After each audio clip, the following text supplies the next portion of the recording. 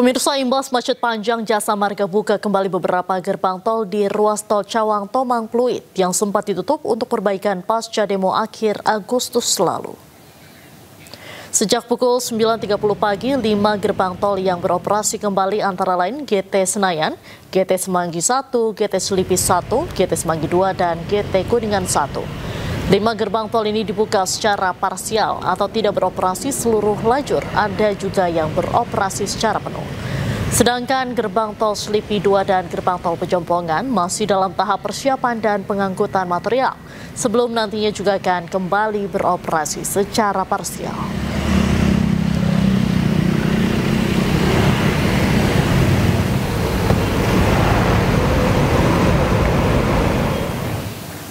Dan untuk mengetahui situasi terkini, kami telah terhubung dengan jurnalis iNews Hadisti Nur Arifah di Jalan Gatot Subroto, Jakarta Selatan. Selamat malam Hadisti, bagaimana suasana atau arus lalu lintas di kawasan Anda berada saat ini?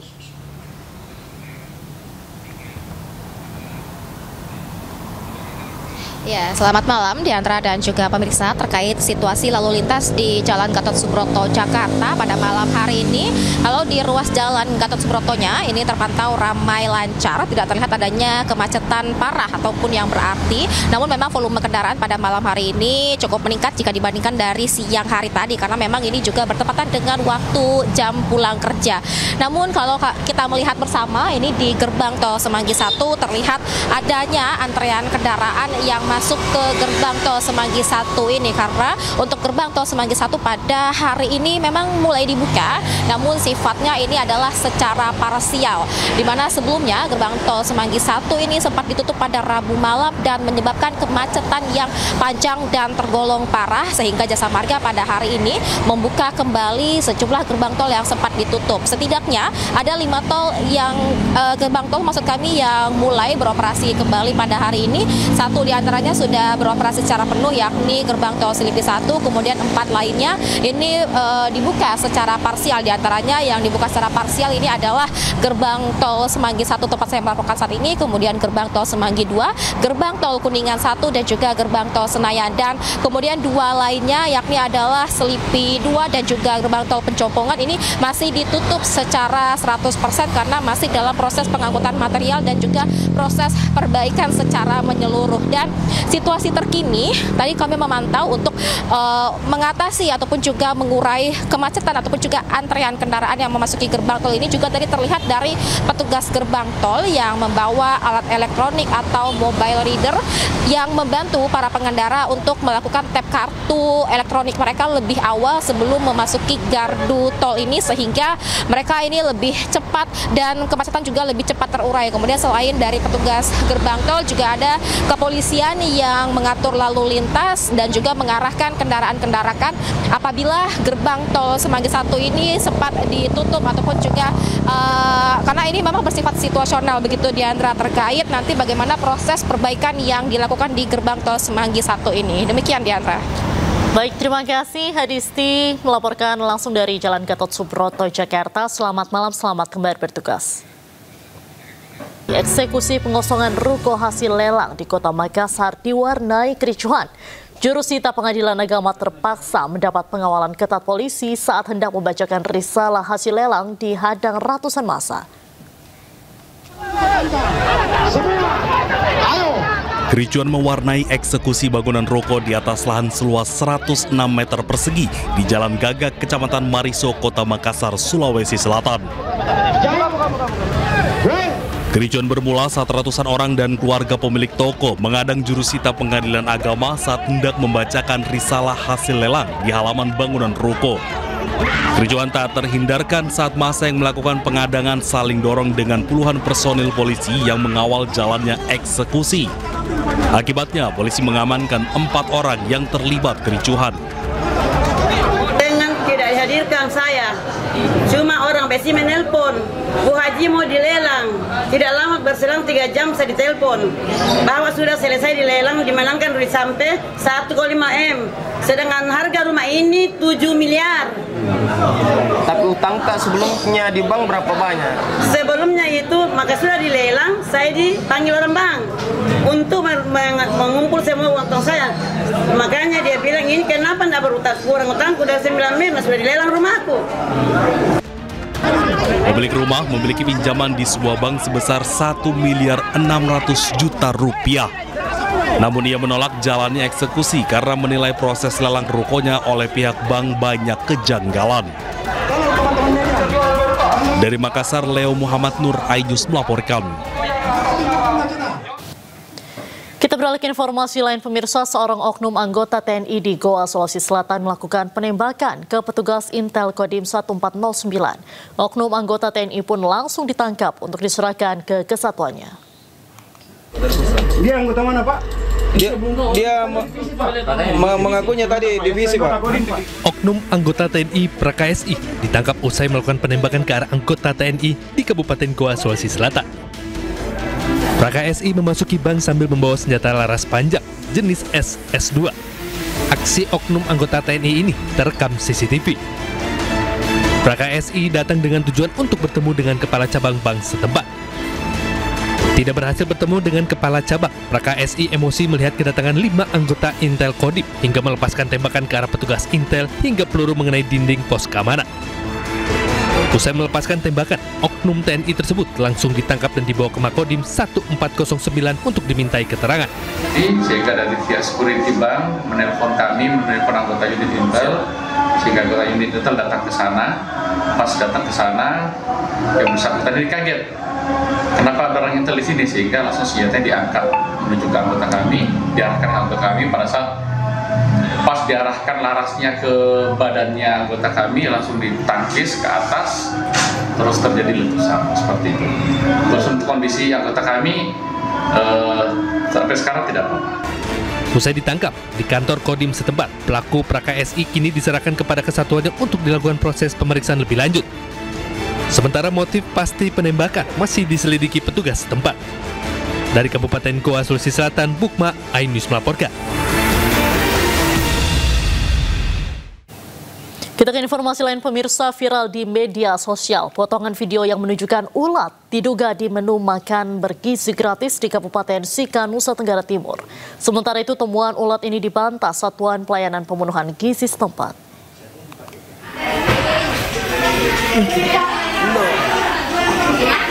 Video yang viral di media sosial ini berdurasi 7 detik. Dalam rekaman tersebut terlihat menu MBG berisi nasi putih yang tercampur ulat. Diduga menu MBG yang tercampur ulat ini dibagikan untuk siswa SMK Yohanes 23 Maumere 25 September 2025. Salah satu siswi SMK Yohanes 23 Maumere pun membenarkan hal ini. Ia mengaku menemukan ulat di dalam menu MBG di kelasnya. Nah, tahu. Ada ulat kan di nasi? Ada. Ada ulat. Lauknya apa saja? Lauknya ada tahu, sayur dengan telur. Sementara itu, Satuan Pelayanan Pemenuhan Gizi Nangameting membantah adanya ulat hidup di dalam menu MBG untuk siswa SMK Yohanes 23 Maumere. Ulat hidup itu terdapat bihun, ada bihun. Jadi kemungkinan terkontaminasi sama makanan dari luar yang dibawa anak-anak. Untuk dapurnya saya sendiri, saya tidak membenarkan karena itu bukan menunya saya. Padahal hari ini. Tapi kalau untuk ulat mati tadi sekecil itu kemungkinan ya terjual mungkin dari sayur ya, mohon maaf kalau memang ada.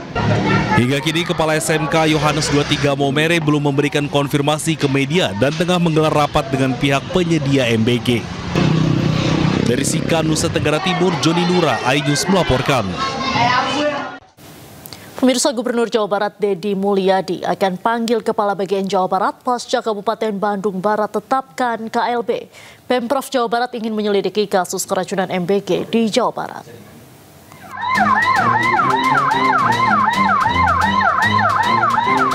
Satu persatu siswa SMA Negeri 1 Ciamplas dievakuasi ke Rumah Sakit Umum Daerah Cililin. Para siswa ini disebut keracunan usai mengonsumsi makanan bergizi gratis. Puluhan pelajar masih terbaring lemas di RS Cililin karena masih merasakan pusing, mual, dan nyeri perut usai mengonsumsi makan bergizi gratis yang dibagikan dari sekolah. Terkait maraknya keracunan ini, Gubernur Jawa Barat Deddy Mulyadi akan memanggil perwakilan dari BGN pada Senin.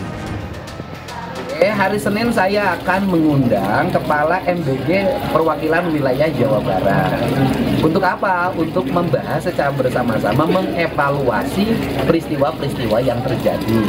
Nah, peristiwa yang terjadi itu misalnya nanti saya meminta evaluasi dapurnya higienis atau tidak, atau bahasa akademiknya audit. Yang kedua, evaluasi jenis-jenis bahan makanan yang digunakan. Apakah itu merupakan bahan makanan yang bermutu atau tidak. Yang ketiga, evaluasi jam masak. Karena kan kalau dimasaknya jam 12, kemudian diantar siswanya jam 12 malam ya, diantar ke siswanya jam 12 siang, waktunya terlalu lama. Pemerintah Kabupaten Bandung Barat telah mengeluarkan status kejadian luar biasa atau KLB akibat keracunan MBG dengan total korban lebih dari 1.000 pelajar di 3 kecamatan sejak hari Senin hingga hari ini. Dari Kabupaten Bandung Barat, Jawa Barat, Yuwono Wahyu, Ayus melaporkan. Maraknya kasus keracunan, masyarakat desa desak agar program makan bergizi gratis dievaluasi dan dihentikan sementara.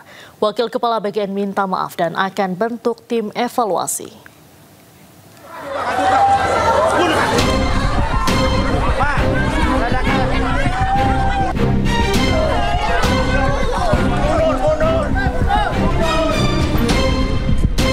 Kasus keracunan MBG terjadi di sejumlah daerah, termasuk Kabupaten Bandung Barat yang telah ditetapkan kejadian luar biasa atau KLB. Karena ratusan siswa alami keracunan usai mengonsumsi makanan bergizi gratis atau MBG. Terkait maraknya keracunan ini, sejumlah pihak mendesak pemerintah melakukan evaluasi dan menghentikan sementara program MBG. Ketua Forum Konsumen Berdaya Indonesia, Tulus Abadi, berpandangan jangan sampai siswa jadi korban. Jangan sampai siswa menjadi korban dan kemudian target untuk membuat makanan bergizi kepada siswa tidak tercapai. Jangan sampai menjadi istilah makanan beracun gratis bagi siswa itu. Berdasarkan data, CISDI mencatat sejak diluncurkan 6 Januari lalu telah terjadi 5.226 kasus keracunan di 16 provinsi. Tertinggi terjadi di Jawa Barat mencapai 2.051 kasus.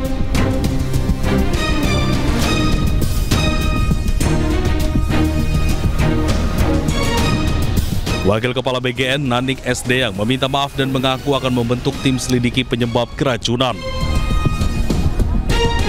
Atas nama BGN, mohon maaf untuk masyarakat di Indonesia. Program ini luar biasa. Kami ingin membantu anak-anak tumbuh dengan baik, gizinya terpenuhi. Jadi kalau masih ada kurang-kurang, kami mohon maaf dan kami akan terus memperbaikinya. Program makan bergizi gratis merupakan salah satu program prioritas Presiden Prabowo untuk tingkatkan kesehatan dan gizi masyarakat. Program ini dimulai Januari 2025 dan dilaksanakan secara bertahap.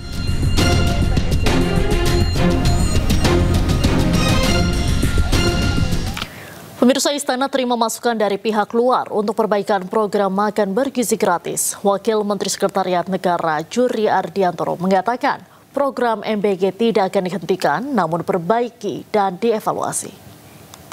Ya pasti tentu didengar ya beberapa aspirasi dari beberapa kalangan yang minta ada evaluasi total, ada pemberhentian sementara, ada juga sambil jalan kita perbaiki tapi tidak perlu menghentikan secara total.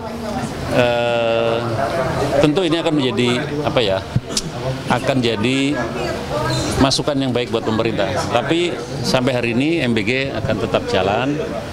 Dan masalah-masalah yang terjadi segera akan diatasi, dievaluasi, cari jalan keluar sehingga seperti kata Pak Presiden, MBG betul-betul menjadi program yang memang dibutuhkan oleh anak-anak kita. Jaringan Pemantau Pendidikan Indonesia sebut program makan bergizi gratis bahayakan nyawa siswa dan juga membuat guru menjadi budak. Sementara Wakil Ketua DPR RI Sufmi Dasko Ahmad meminta aparat penegak hukum menginvestigasi kasus keracunan MBG. Yang saya sangat hormati, perwakilan seluruh rakyat Indonesia, perkenalkan. Dalam rapat dengar pendapat bersama DPR terkait program makan bergizi gratis, Koordinator Nasional Jaringan Pemantau Pendidikan Indonesia Ubaid Matriaji menyebut program MBG yang digagas Presiden Prabowo Subianto syarat masalah. Tak hanya membahayakan nyawa siswa, Ubaid juga menyebut MBG membuat guru menjadi budak program. Guru jadi budak tumbal racun MBG. Jadi guru ini tidak dilibatkan sama sekali, tiba-tiba kedatangan menu makanan yang banyak, lalu guru suruh ngitung tampannya ada berapa, rantangnya ada berapa, lalu suruh distribusikan, nanti kalau ada yang hilang suruh ganti gurunya itu, sekolahnya gitu. Dan guru juga nggak ada insentif apapun dari MBG atau dari BGN untuk menjadi budak MBG ini. Kemudian kalau ada keracunan, beberapa sekolah itu taken MOU dengan SPPG yang tanggung jawab adalah sekolah. Bahkan kemarin juga viral, ternyata di madrasah juga ada banyak kasus yang tanggung jawab tidak sekolah, tidak madrasah, tapi orang tuanya sendiri. Sementara itu, Wakil Ketua DPR RI Sufmi Dasko Ahmad meminta Badan Gizi Nasional serius menangani keracunan MBG. Dasko juga meminta aparat penegak hukum untuk menginvestigasi. Kita turut prihatin terhadap soal kejadian-kejadian makan MBG yang saat ini terjadi di beberapa tempat. Nah, tentunya kita meminta kepada MBG untuk menyikapi hal ini dengan serius, dan lalu kemudian kita juga meminta kepada APH untuk juga ikut melakukan investigasi lapangan. Kasus keracunan makanan bergizi gratis terjadi di sejumlah wilayah di Indonesia. Salah satunya di Kabupaten Bandung Barat yang telah ditetapkan sebagai kejadian luar biasa atau KLB. Tim Liputan Ainus melaporkan. Keracunan massal siswa akibat MBG, pemerintah Kabupaten Bandung Barat hentikan aktivitas dapur MBG di Kecamatan Cipongkor. Pemerintah Kabupaten juga akan evaluasi 85 dapur MBG lain yang ternyata juga belum bersertifikasi.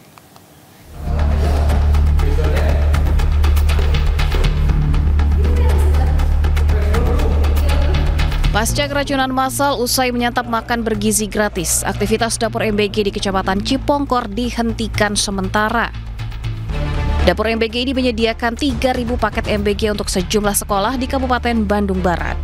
Selain itu, pemerintah kabupaten juga akan mengevaluasi 85 dapur MBG lainnya di Bandung Barat yang diduga belum memiliki sertifikasi. Kita melakukan evaluasi terhadap semua MBG yang di Cipongkor berarti, Pak? Ya. Tapi semuanya juga tetap kita lakukan evaluasi karena ada dari data yang saya dapat 85 dapur memang masih belum memiliki sertifikasi seperti itu. 85 se-KBB Pak atau se... Yang kita stop ini yang di Cipongkor aja Pak. Pak, yang belum ada sertifikasi itu yang di wilayah mana aja? Semua. Jadi kita akan melakukan melalui BGN ya, dan dinas terkait untuk segera proses supaya semua bisa bersertifikat sehat dan halal. Sebelumnya keracunan massal siswa akibat MBG meluas hingga ke Kecamatan Cihampelas. Hingga saat ini sudah lebih dari 500 siswa di Kabupaten Bandung Barat keracunan dan harus dirawat intensif. Dari Bandung Barat, Jawa Barat, Iwono Wahyu, Ainus melaporkan.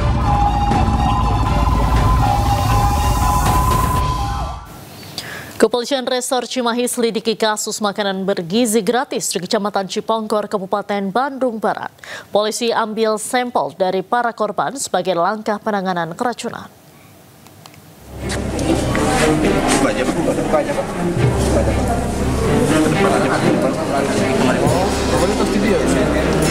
Polres Cimahi belum bisa memastikan penyebab keracunan makanan bergizi gratis yang menimpa pelajar mulai dari PAUD hingga SMA sederajat di Kecamatan Cipongkor, Kabupaten Bandung Barat, Jawa Barat. Polisi terus menyelidiki dan mengambil sampel muntah siswa untuk mengetahui penyebab keracunan. Tak hanya itu, tim kesehatan dan puluhan anggota juga dikerahkan untuk membantu korban keracunan. Personil kita turunkan berjumlah sekitar 320 personil.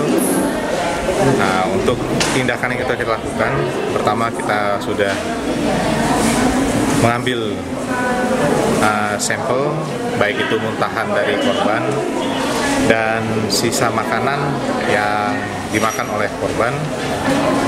Nah, itu sudah kita kirimkan ke Labkesda Jawa Barat Bandung dan di Puslapor Mabes Polri di Bogor. Keracunan MBG terjadi di 2 kecamatan, Cikpongkor dan Cihamplas. Saat ini korban berjumlah 1.033 dan sudah mendapat perawatan di puskesmas serta rumah sakit yang berada di Kabupaten Bandung Barat dan Cimahi dan Kota Bandung. Korban yang berdatangan mengalami pusing, mual, sesak nafas usai menyantap MBG yang disiapkan oleh Dapur Satuan Pelayanan Pemenuhan Gizi SPPG Cipongkor dan Kecamatan Cihamplas. Sebelumnya, pemirsa, Kapolri Jenderal Listio Sigit Prabowo minta jajarannya perketat pengawasan kualitas makanan. Hal ini dilakukan guna memastikan makan bergizi gratis tersaji dengan aman dan higienis bagi para penerima manfaat.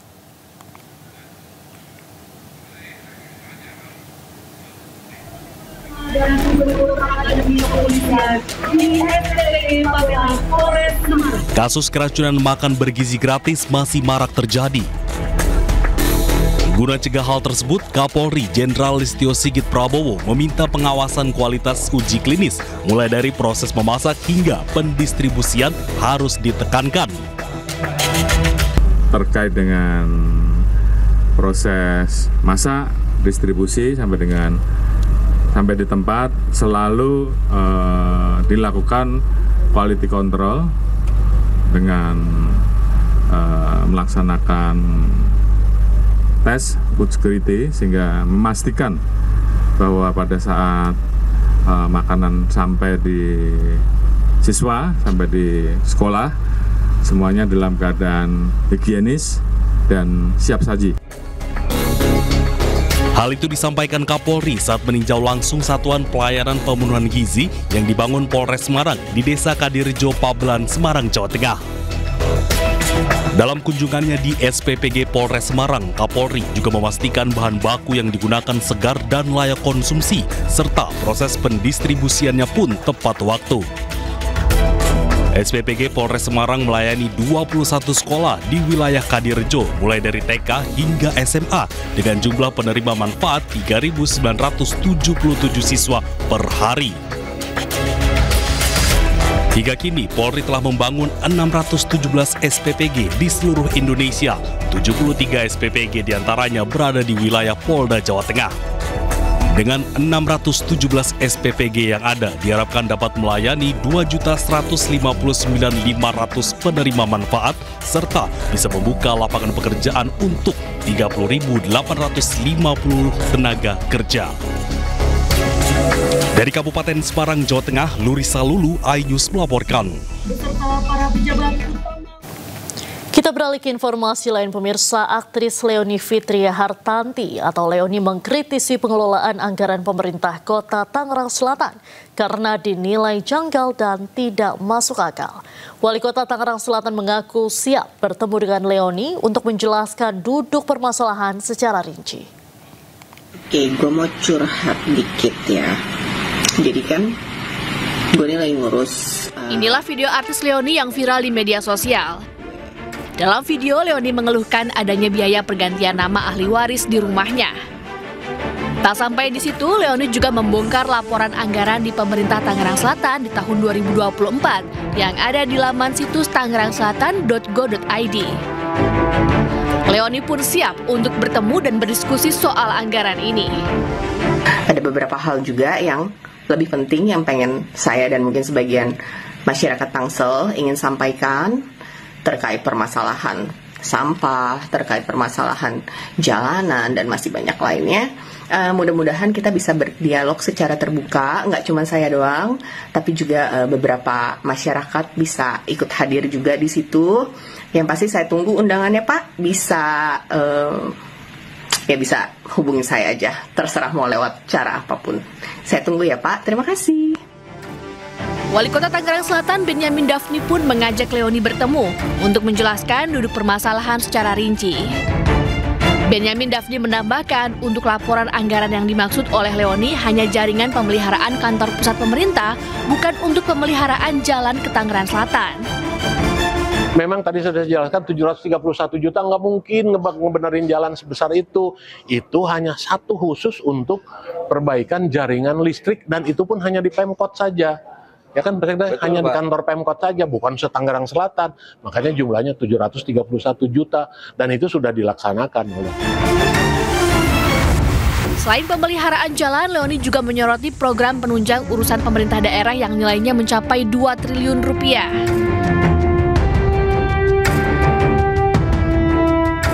Dalam laporan ini, jumlah beban pegawai pemerintahan Kota Tangerang Selatan mencapai 1,2 triliun rupiah.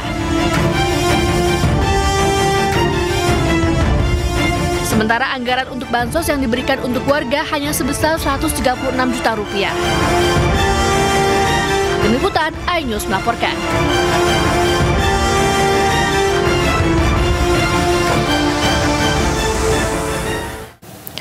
Pemirsa, Bareskrim Polri tetapkan 9 tersangka kasus tindak pidana perbankan dan pencucian uang. Para tersangka bekerja sama dengan Kepala Cabang Pembantu Bank di Jawa Barat dan bobol uang senilai 204 miliar rupiah dari rekening tidak aktif atau dorman.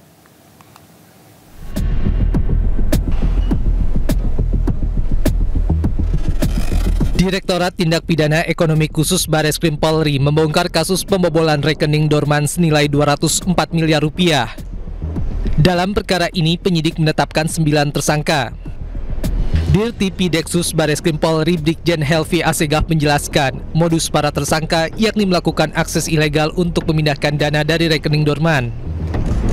Jaringan sindikat pembobol bank dengan modus melakukan akses ilegal untuk pemindahan dana ke rekening di rekening dorman secara in absentia atau tanpa kehadiran fisik nasabah senilai 204 miliar rupiah yang terjadi pada tanggal 20 Juni 2025. Kesimpulan dari pertemuan tersebut, kami sampaikan bahwa jaringan sindikat pembobol bank yang mengaku sebagai Satgas Perempat Aset menjelaskan cara kerja serta peran masing-masing dari mulai persiapan, pelaksanaan eksekusi sampai tahap imbal balik hasil. Jaringan sindikat pembobol bank selaku tim eksekutor memaksa kepala cabang menyerahkan user ID aplikasi core banking sistem milik teller dan kepala cabang serta apabila tidak mau melaksanakan akan terancam keselamatan kepala cabang tersebut beserta seluruh keluarganya. 2 tersangka dalam kasus ini merupakan tersangka dalam kasus pembunuhan Kepala Cabang Pembantu BRI Cempaka Putih Muhammad Ilham Pradipta yang sedang ditangani Polda Metro Jaya. Dari Jakarta, Amrina Rida, Rizky Solehudin, iNews melaporkan. 2 dari 9 tersangka kasus pembobolan rekening merupakan tersangka pembunuhan Kepala Cabang Bank BUMN. 2 tersangka kasus tersebut juga merupakan dalang pembobolan rekening dorman.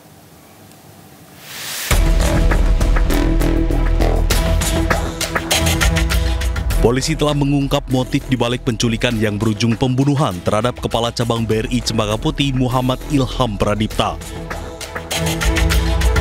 Motif para tersangka merupakan untuk melakukan pemindahan uang dari rekening dorman ke rekening penampungan yang telah disiapkan pelaku. Para pelaku mengincar uang yang tersimpan di rekening dorman senilai 70 miliar rupiah. Direktur Tindak Pidana Ekonomi Khusus Bareskrim Polri pun mengungkap 2 tersangka kasus pembunuhan Kepala Cabang BRI yang berinisial C alias K dan DH yang juga terlibat sebagai dalang pembobolan rekening dorman di BNI sebesar 204 miliar rupiah.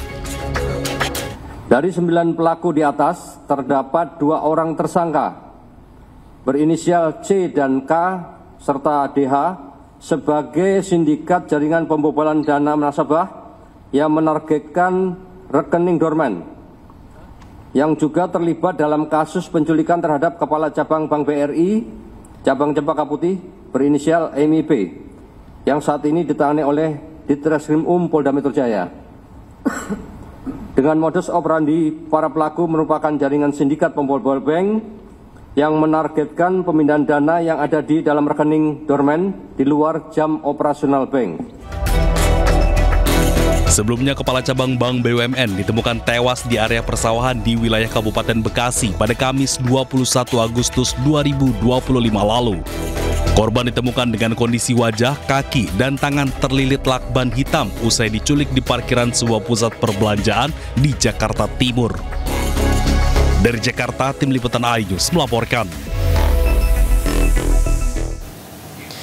Kita ke informasi lain, pemirsa. Warga Pacitan, Jawa Timur digegerkan penemuan sosok pria ditemukan tewas di hutan dengan posisi membusuk.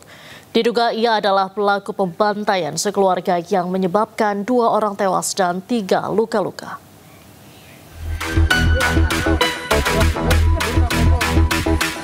Mayat sosok pria ditemukan di hutan dengan kondisi membusuk di Desa Temon, Pacitan, Jawa Timur.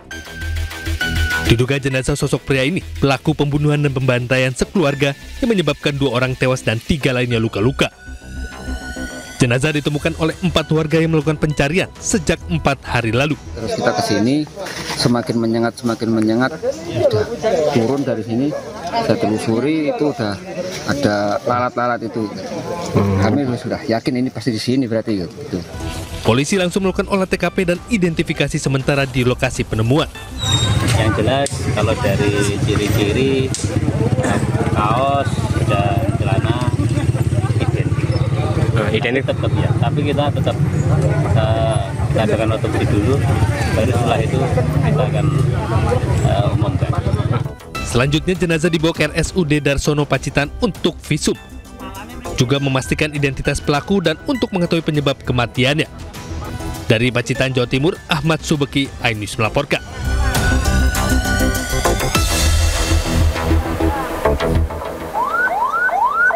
Presiden Prabowo Subianto bertolak menuju Belanda untuk bertemu dengan Raja Willem Alexander.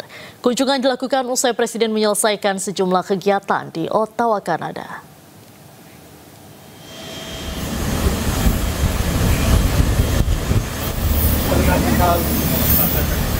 Keberangkatan Presiden dilepas oleh sejumlah delegasi termasuk Duta Besar Republik Indonesia untuk Kanada, Muhsin Syihab. Presiden didampingi oleh Sekretaris Kabinet Teddy Indra Wijaya. Selama di Kanada, Presiden Prabowo jalani sejumlah agenda penting. Di antaranya bertemu dengan Gubernur Jenderal Kanada Mary May Simon. Salah satu hasil diplomasi penting di Kanada adalah menghapus 95% hambatan tarif dagang untuk produk Indonesia yang masuk ke Kanada. Kesepakatan ini membuka peluang besar bagi ekspor komoditas Indonesia.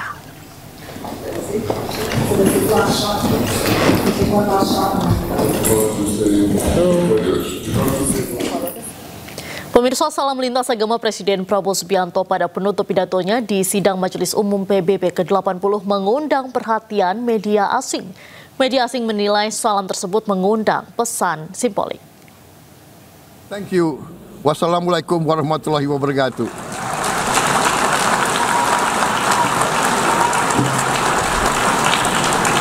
Shalom. Om Santi, Santi, Santi Om. Namo Buddhaya. Thank you very much. May God bless us all. May peace be upon us. Presiden Prabowo Subianto mengundang perhatian media asing ketika menyampaikan pidatonya di sidang Majelis Umum PBB ke-80 di New York, Amerika Serikat pada Selasa 23 September lalu. Shalom. Salah satu hal yang disorot adalah gaya salam multireligi yang diucapkan pada akhir pidatonya, yakni rangkaian salam dari Islam, Yahudi, Hindu, dan Buddha. Media asing pun menilai salam tersebut mengandung pesan simbolik dari negara Muslim terbesar di dunia. Media India The Daily Jagran menyoroti salam Om Shanti Shanti Om yang biasa digunakan umat Hindu dan mengajak semua agama hidup rukun.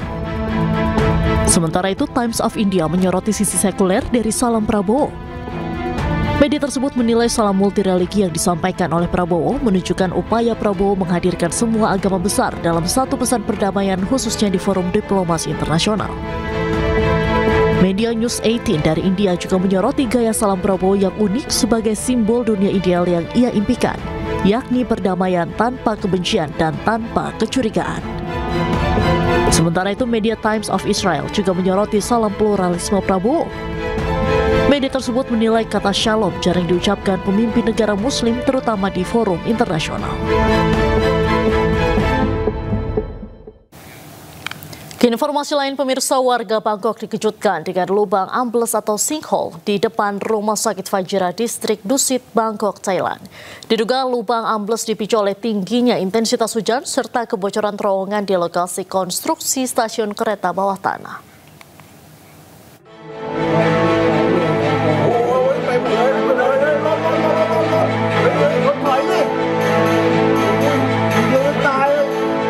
Dari rekaman video amatir warga, sejumlah mobil dan tiang-tiang listrik ikut amblas, sedangkan pipa air pecah akibat lubang runtuhan atau sinkhole yang terjadi di jalan raya, tepatnya di depan Rumah Sakit Fajira Distrik Dusit, Bangkok, Thailand. Insiden lubang runtuhan ini memiliki kedalaman 50 meter yang membentang sekitar 900 meter persegi.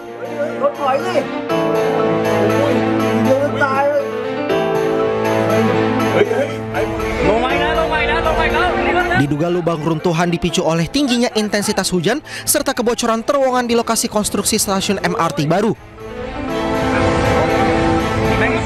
Namun penyebab kemunculan lubang raksasa ini masih diselidiki. Akibat kejadian ini, arus lalu lintas di ibu kota Thailand lumpuh. Warga yang berada di sekitar tempat kejadian langsung dievakuasi.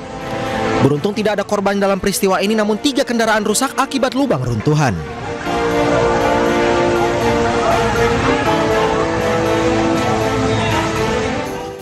Pemirsa, topan super ragasa badai terkuat dunia tahun ini terjang Hong Kong dan sejumlah kawasan sekitarnya, sebabkan sedikitnya 15 orang tewas.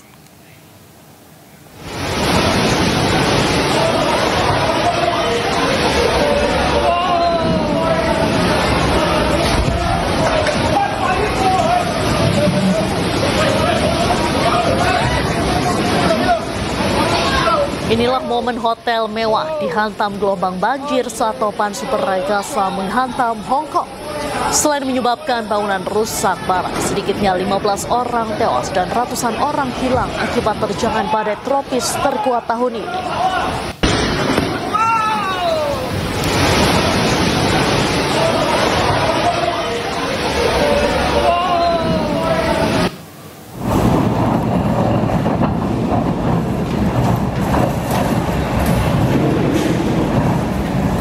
Tak hanya di Hong Kong, pemirsa, topan ragasa juga menerjang kawasan Guangdong, China dan menyebabkan sejumlah kendaraan tergenang banjir. Otoritas setempat bahkan memutuskan untuk mengevakuasi lebih dari 2 juta warganya.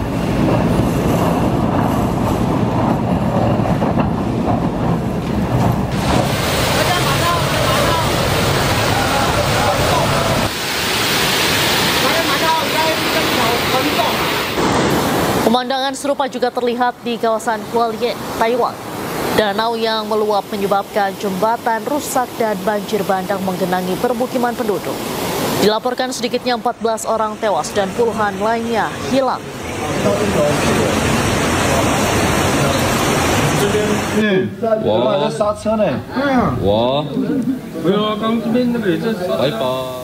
Pesawat tak berawak atau drone yang diluncurkan dari Yaman serang kota selatan Eilat, Israel.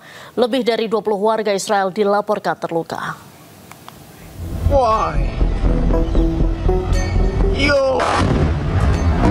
Lebih dari 20 warga Israel terluka usai pesawat tak berawak atau drone yang diluncurkan oleh Houthi di Yaman meledak di Eilat.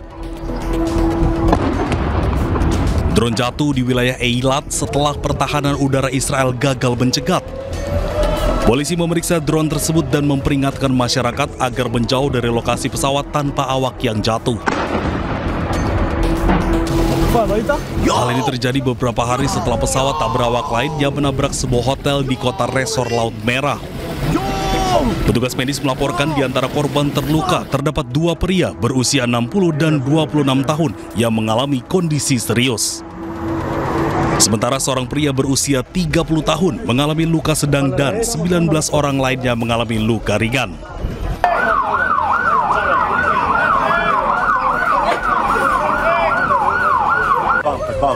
Militer Israel mengakui upaya untuk mencegat drone tersebut telah gagal dengan 2 rudal pencegat Iron Dome ditembakkan ke pesawat tak berawak tersebut dan mencatat bahwa sirene telah membunyikan peringatan akan adanya serangan sesuai protokol. Ini bukan pertama kalinya Eilat diserang oleh militan Houthi sejak Israel melancarkan serangan di Gaza. Sure. No, I mean.